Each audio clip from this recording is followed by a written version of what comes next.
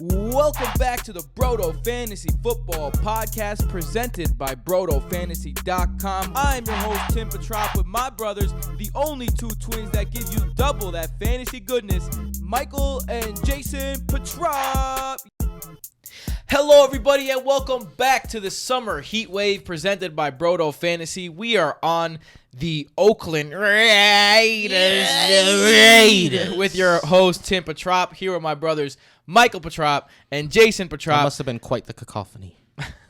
Let's get it started right away with the offensive outlook. Head coach is Chucky himself, John Gruden. Last year was a pretty the killer doll, if you don't know. Yeah, last year was a pretty special one. Their offensive coordinator is Greg Olson, same guy that was in place last year. Same tight end as the Carolina Panthers. 22nd in offense last year, 28th in points, 25th in rushing, 18th in passing. So nothing special out of the Raiders and their coaching staff and their offensive coaching staff last season.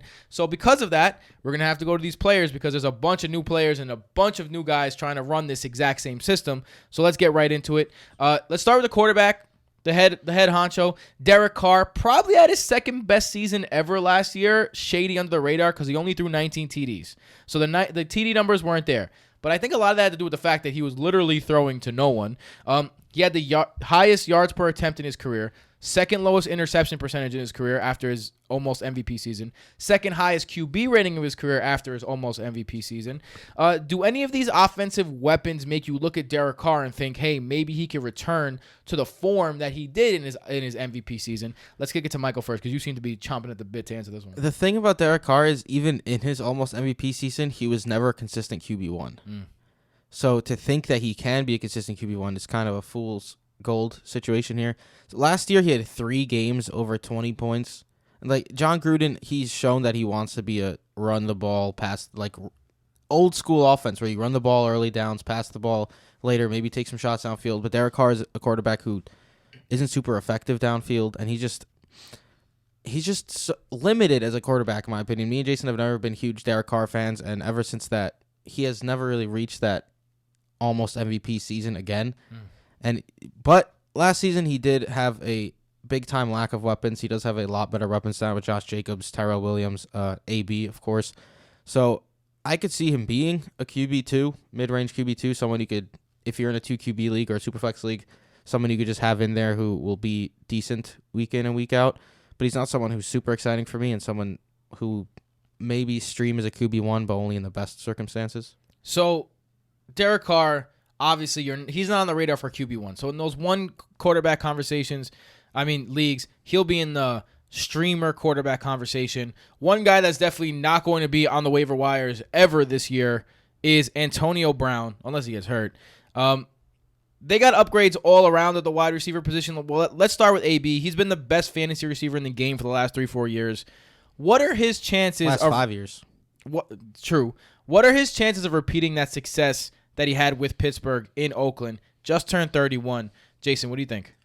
Antonio Brown saw 168 targets last year. Wowzers. Do we expect more or less? I would not be surprised if it's the same. I think it's a reasonable number. How much more are we going to see? 180? Yeah. I think it drops 150. You can say 150 is kind of his floor. I wouldn't say floor, but his expectation. So let's say he gets the same 168 targets. Ben Roethlisberger was 11th in true throw value last season. Derek Carr was 21st. So if we take those 168 targets, and rather than Big Ben throwing him the ball, have Derek Carr's values throwing him the ball. Antonio Brown, last season, was the 3rd wide receiver in true target value. Guess what he was if Derek Carr was throwing him the ball? 12th. Still a wide receiver when I say 12. 13th. Okay, so wide receiver 2. And that's exactly where I have him ranked in my rankings, actually, and that was just by chance. So let me ask you a question, though, because true throw value does it, for those of you who don't know, BrotoFantasy.com, true throw value is a stat that this guy right here in his mind has created, and it gives values to a throw and value to a catch. So a target, excuse me, not a catch. So let me ask you then, does the addition of a guy like AB raise the value of a Derek Carr throw? You can definitely take that into consideration. Like when you're looking at truth values, you can look at people you think to. Aaron Rodgers was 15th last year.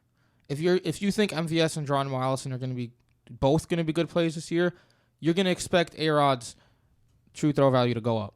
So Derek Carr, it's not out of the realm of possibilities for him to go up. I don't expect it to jump that much. I don't think he's that good of a quarterback.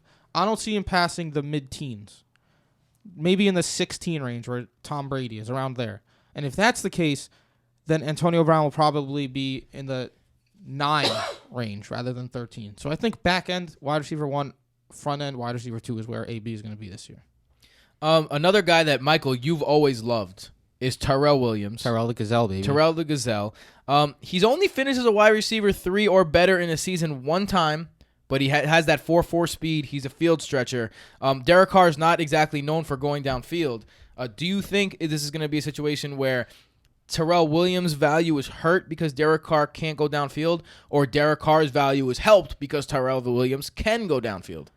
I think more so helping Derek Carr in this case. The Gazelle, he's one of the most underappreciated wide receivers in the league. Facts. Perpetually. He's fast. He's big. He makes plays downfield. He's always at the top of the leaderboard in yards per reception. So he's going to help Carr stretch the field more than basically anyone he's worked with recently. Maybe Amari Cooper when it was Cooper Even and Crabtree, but even Cooper disappeared often. Yeah. So but Carr did support 2 top 24 receivers when Cooper and Crabtree were there. So it does give you some hope for Tyrell Williams.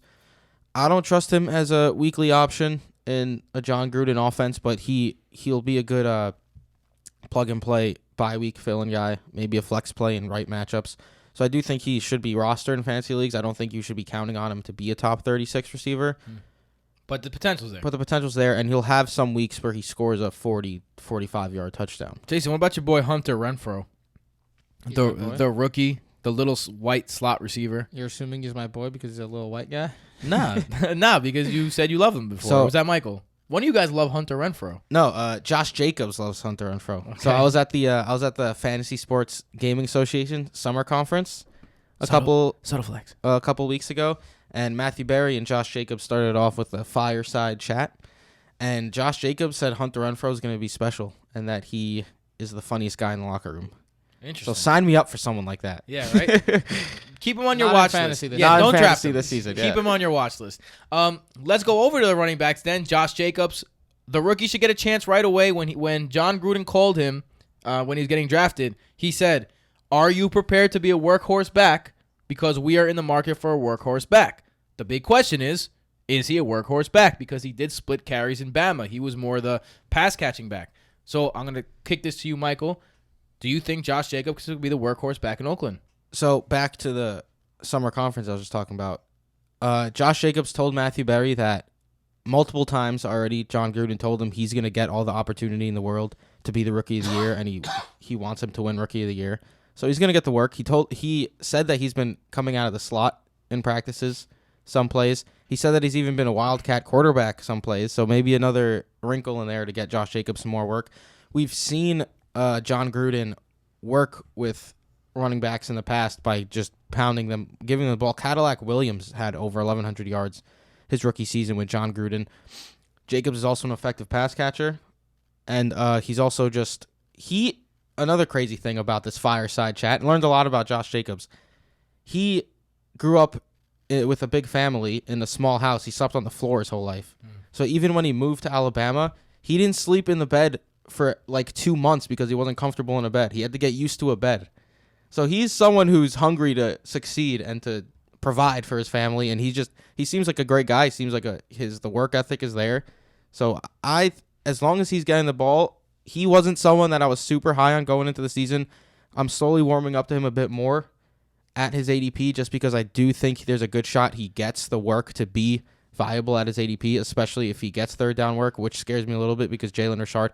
He also said Jalen Richard is the best running back, pass catching running back he's ever seen in his life, and Richard has proven that he's a great pass catching running back. Jalen Richard has been shady, a great fantasy player for the last couple of years, kind of in the Theo Riddick vein.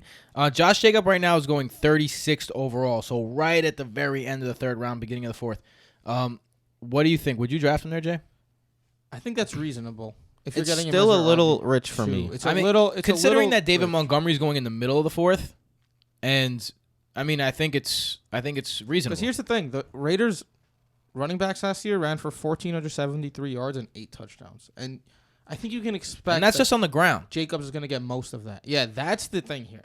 He'll be a good running back, too, if he's just getting the work on the ground, right? I think through the air is where the question marks come. Because Jalen Richard last year had 68 catches and 607 yards. So are we going to see Jalen Richard continue to do that, or are we going to see Jacobs eat into that? And I think that's the difference between Jacobs being RB2 and RB1. I think right now, Jalen Richard keeps his role as the third down back, but I do think there's passes to be had on first and second downs for running backs in Oakland right now. Derek Carr is a good quarterback to throw to running backs because he's trash. Yeah, I mean, his yards per attempt is usually near the bottom half. Right. In the bottom half of the league. Except last year. But the year before that, it was like 5. And I'll get to the tight ends now because I expect running backs to see a bit more work.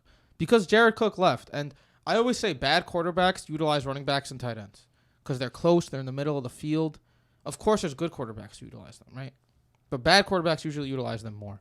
So if we're looking at the tight ends, I don't think Darren Waller, who people think is a sleeper all of a sudden, is going to do anything. Darren Waller was Mike Gesicki before Twitter became Twitter is what it is today, right? The insane spark athlete.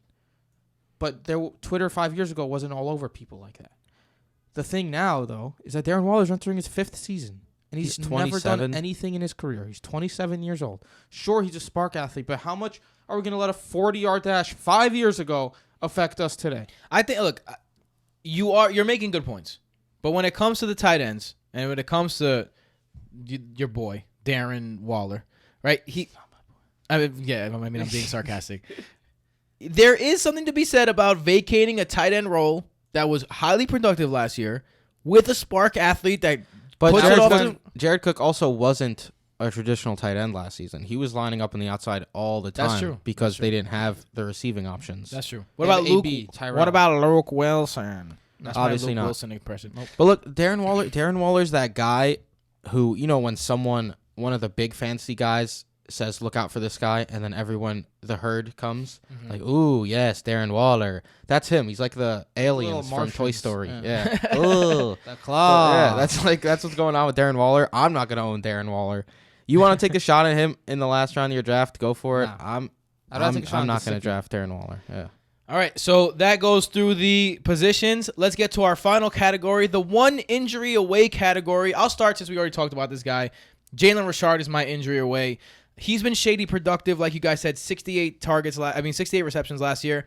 Finished as a running back 3 or better in 11 of the 15 games he played. So if you put him in your lineup, he was a solid piece that was going to get you 7 to 10 points. Now, is that going to light the world on fire? No. But if you have a spot in your flex that you need to be filled and you need it with a guy who's going to definitely get you some points, Jalen Richard's that guy, and he can shine on an offense that has more room if Josh Jacobs goes down. And you got to remember, Josh Jacobs split carries in college. The college season is shorter. So there is that world where Josh Jacobs cannot handle the workload, gets injured, and then Jalen Richard moves into that spot. Yeah. Jason, what about you? Who's one injury away? Tyrell Williams has what going for him? Everything. His yards per reception, mostly. That's what people usually talk about. Speed. But he's 6'4". Yeah. But he's not my guy. Who's arguably the only player better than Tyrell Williams in yards per reception? Since 2015, among players with at least 80 Marcel receptions. Seth Roberts? J.J. Nelson leads the league. Oh, yeah. I almost forgot they even got it. With 17.8 yards per reception. J.J. Nelson is a burner. If Tyrell Williams goes down, I'm a believer in Tyrell Williams. But J.J. Nelson's a little smaller, perhaps a little faster, perhaps a better field stretcher. Could even be good for the offense. Don't go as a that whole. far. Don't you dare. Just saying. So if Tyrell Williams is wide receiver 3 flex, and he goes down, I think J.J. Nelson could fill that role as well. Michael, how about you? Interesting. So I'm not a big fan of really any other replacement options here. I mean, when you got a bad team Oakland, with good superstars with bad backups, that's usually what happens. For me, it's Hunter Renfroe, just because Josh Jacobs said he's going to be a star and that he's the funniest guy in the locker room. All right, so that was the Raiders in the Summer Heat edition. Jason, where could they find you? At Jason Petrop. Mike, where could they find you? Mike_Petrop. You could find me at Tim Petrop on all social media outlets, but only if you're feeling real frisky. Also, don't forget, at Broto Fantasy on Twitter. Patreon.com/BrotoFantasy. BrotoFantasy.com. YouTube.com/Broto Fantasy. Ooh. Hashtag in Broto we trust. Yeah. We'll see you next time. Later. Later.